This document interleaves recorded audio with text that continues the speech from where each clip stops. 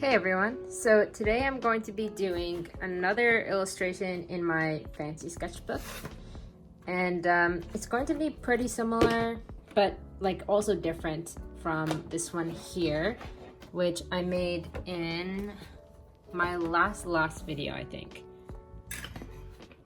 So yeah, I'm going to be doing something like this, but not really because I like to switch it up. And I'll be using my like regular sketchbook, which page? I think this page. I'll be using this page in my regular sketchbook to make some concept sketches. In this video, I'm going to be filming my reference photo search process. I use my iPad for reference photos because it's just really easy to have beside me, I guess. But you don't need an iPad for looking for reference photos. I'd use my phone if I didn't use it for filming.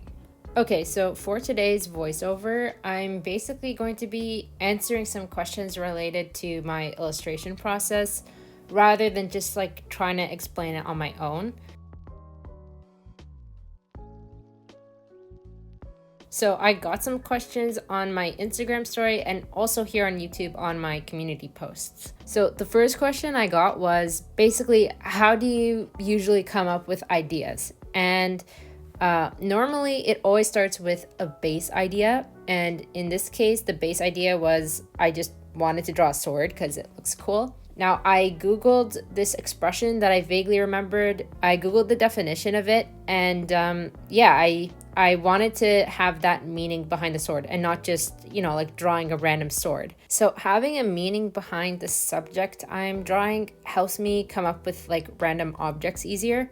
I'm writing all the random objects on that sticky note over there and searching the internet for more ideas on like what I can include in this painting. And yeah, it was interesting. Like I learned a lot about double-edged swords and how the expression isn't even like accurate to real life swords. Like a lot of people were arguing on Reddit about how it's not even accurate since a double-edged sword is just as dangerous to the wielder as a normal sword. So yeah, that was funny to read about. Also, something I wanted to point out is that not all the objects perfectly fit the theme. A lot of it's just random everyday stuff that I have, or like random things in my mind that I've wanted to draw for a while. Okay, so I think this is the most concept sketches I'll be able to do. Unlike last time where I did like an entire page full of concept sketches, I'll just bring it up. So last time I did a whole page full of concept sketches, and like I even went into detail with like the objects. But this time I'm just not feeling it. I'm starting to see worrying signs about getting like burnt out. And I don't want to get bored of the idea. That would be like the worst possible thing to happen to me at the moment. So I'm just going to start the final sketch. And yeah. Anyways, here are some of the random objects that I've come up with. They're not really objects, they're more like themes this time. So this footage here is my first attempt drawing the sword, and it has to do with these three questions in a way. So the three questions are: what order do you find is best for layering different mediums? Do you sketch with a regular graphite pencil or a watercolor pencil? And does your painting muddy up the original sketch? So for the first question, I find it's best to start with any sort of pencil first for the sketch. Then I usually ink it, then I usually paint it with watercolors. If I'm using gouache though, I just skip the inking phase. Anyways, here on screen, I'm cutting out this first attempt and just flipping the paper over to like try and save some paper and not waste it all.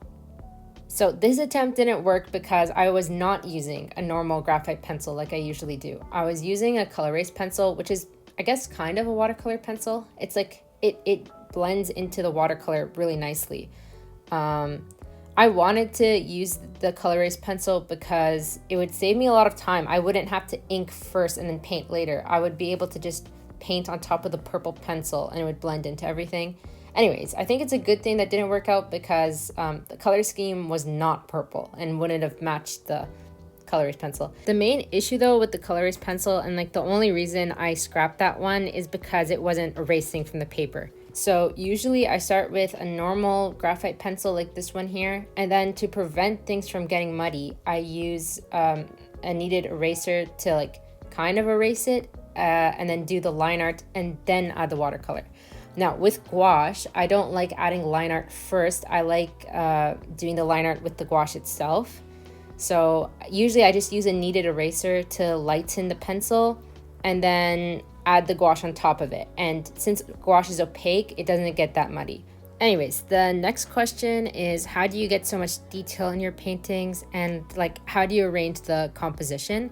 Now, this definitely isn't the same for all paintings that I do, but for this one specifically, I had my list beside me. I searched up like each object individually on Pinterest. I didn't show me searching up each object because that would be kind of boring.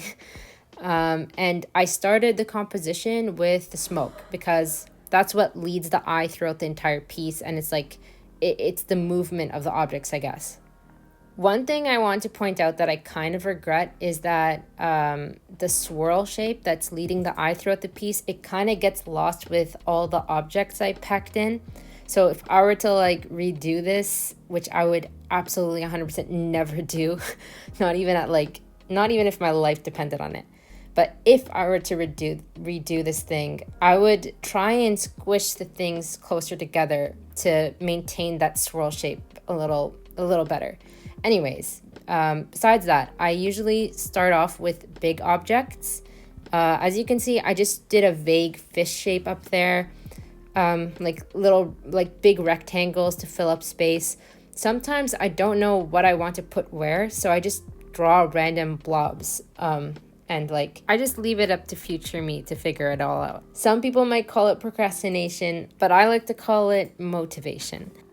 Now, this part is definitely the most stressful. After like all the big blobs are added, I start putting in like the medium and small sized objects. I like to call them filler objects because sometimes they just put repetitive patterns to take up space. But yeah, it's definitely the craziest part of the process, and it's really hard. Like this took me 5 days to do, just 5 days for the base sketch. And the reason it takes so long is because I don't do any preparation sketches. I don't plan out like beforehand where each object goes, and that probably is what makes my process so long. If I were to like plan this out beforehand, it would go a lot smoother and be a lot less hectic. But because I don't do that, this is not just the sketch phase, it's also the composition planning phase. I'm doing them both simultaneously. There's a lot of erasing involved, and of course a lot of coffee breaks involved. Now, this is the stage where I started doing the line art. Personally, I love doing line art with colored pencils, and I use these Prismacolor colored pencils that I had since I was like 13 years old. So these pencils are like 7 years old now, and I probably need to get some new ones because a lot of them are getting really short. Now, I have nothing against fine liners. The issue is I love having colored line art, and fine liners are super expensive, so I only have black ones. Yeah, I just really don't like the clean black line art look for like my style personally. Also, the line art color plays a big part in the painting colors, so like later on you'll see that the line art color always matches with the color I choose to paint each object. So yeah, I guess I'm just like unconsciously choosing the color scheme at this point, but I'm honestly not thinking too much about it. So the next two questions are kind of related to each other because, well, the first one is, how do you have the patience to draw so many details? And the second one is, do you take breaks while working on your art? And the second one is basically the answer to the first one. I take an insane amount of coffee breaks, and not coffee breaks. I take an insane amount of breaks in general. So I think in total I had around 20 to 25 cups of coffee just to make this thing. And also like it took I think a week and a half to make it, which is like a long time, and most of it was spent not making it. That's basically how I do my art. I just take breaks whenever it gets too boring, I guess. In English, I suppose that's called procrastination, but for me, it's an advanced art technique. Most of the time, the only reason I finish something like this is out of pure stubbornness. Like, I know if I don't finish it, it'll be much worse for me because it would ruin my mood for art for like weeks to come, which would probably ruin my mood in general. So honestly, it's better for everyone involved if I just like finish the thing, even if it's painful, which it is. That's why I chose to like talk about this question during the line art phase, because the line art drove me insane. It was just so mind-numbingly boring, and yeah, I had to even redo a couple parts, like reline a couple parts after painting. That's always the most annoying part, when you have to like reline things that you already did the line art for. It was necessary.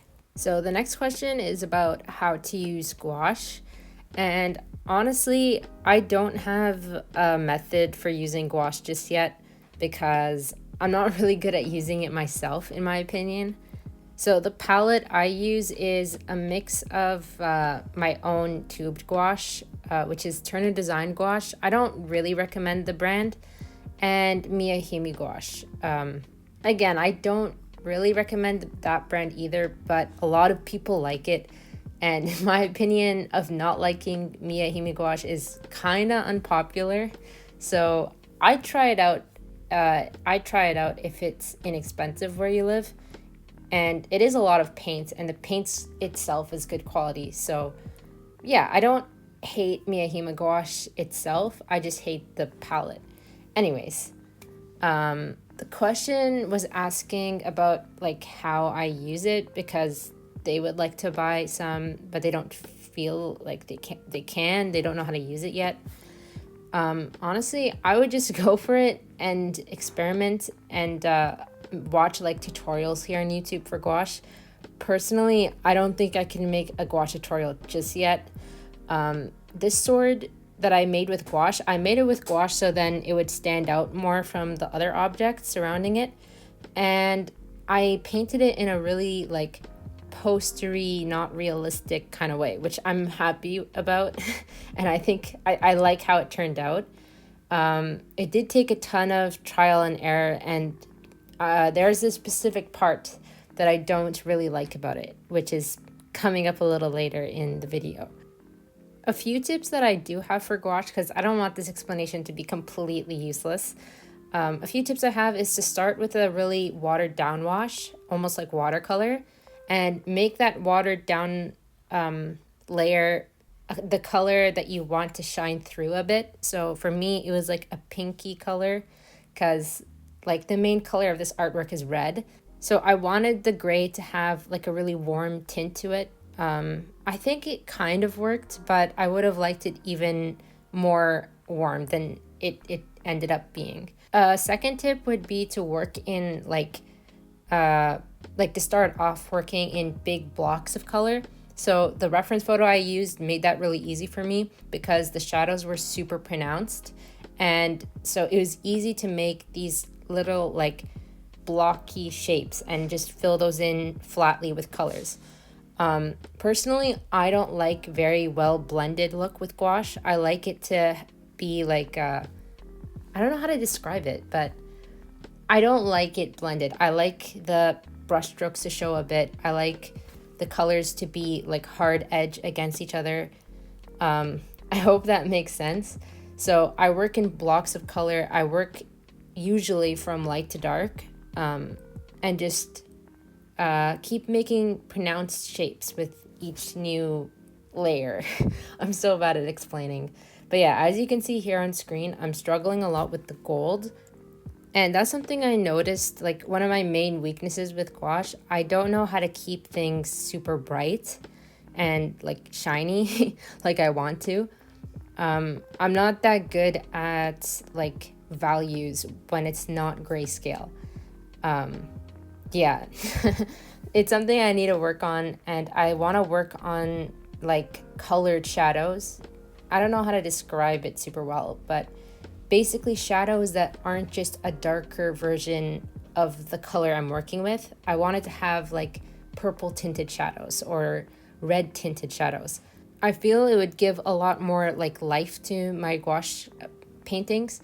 The reason why I'm okay with it though, like in this particular painting, is because like the objects flowing around the sword kind of distract from that. So I was forced to change the tips of the sword over there that I'm working on right now to grayscale because I just really couldn't replicate the same gold color that was on the rest of the sword. Again, it is like I'm not super experienced with the medium. I should probably practice with it a lot more than I do and maybe do some more photo studies before like I try doing stuff on my own. Anyways, I'm not saying that I hate how it turns out. I actually really like how the sword turned out. My only issue is the tips of like the handle of the sword. That's my only issue with this. Overall though, I'm actually like pretty happy with it. I hope my rant on gouache was at least like somewhat helpful. I'm sorry, I don't know, it feels kind of useless because I just genuinely don't know how to describe my process for gouache because I don't have one. Anyways, moving on to the next question. This one is the most asked question by far. There was like 5, 6 other ones just like this. So the question is, how do you choose colors and like how do you decide where to put them basically? So I can't really say for like all paintings, but for this specific painting, the color scheme was actually an accident. It just so happened that most of the objects could get away with being red, yellow, brown, green, or blue. And that was like predetermined by the line arts. And I guess the way that happened was I'm lazy and I don't like picking out too many colored pencils for the line art. So a lot of the objects had matching line art colors. So I took advantage of that and basically made all the objects similar in color scheme. Honestly, yeah, it was mostly an accident, but I took advantage of like the similar line art colors. And unlike last time where I just went in with like a rainbow color scheme, basically, this time it was a lot more controlled and I'm happy about that, to be honest. It looks a lot more unified than the previous one. So I guess like a tip I would have that I just recently learned is to limit your color palette and like have an accent color. For me in this painting, the accent color was the blue. So I made sure not to overuse that color. And the main color is red, which is why it's like the most common color. And yeah, the red is what leads the eye throughout the piece. Of course, I didn't really pay attention to that like too much. And then yeah, I love the color green. That's the sole reason for me including it. The color yellow, like goldy yellow, goes really nicely with green and red, and it brightens up the color scheme a lot. That's the main purpose of that color. And also, a lot of it stems from like kind of laziness, and a lot of it stems from limiting the palette. But since the colors were already mixed, it was so easy to just spread that same color throughout the entire piece. So like the yellow, I would do all the yellow objects at a similar timing. Also, I basically split the painting into these like quarters, and I tried my best to make sure like each quarter had like all 5 main colors, I think there's 5. Yeah, I rarely introduced new colors except for like the gray and neutral brown tones, but I don't really count that. Also, another thing that helps me make decisions on like what object is what color is I look at the surrounding objects around it and I see like what's missing. I don't like having too much of one color in one area. So even if it makes an object an unrealistic color, I usually just make it that color if it means there's no repetition. I think like the fish, for example, that's an example of something I had to wait for a while before coloring because I wasn't sure what color I wanted it to be.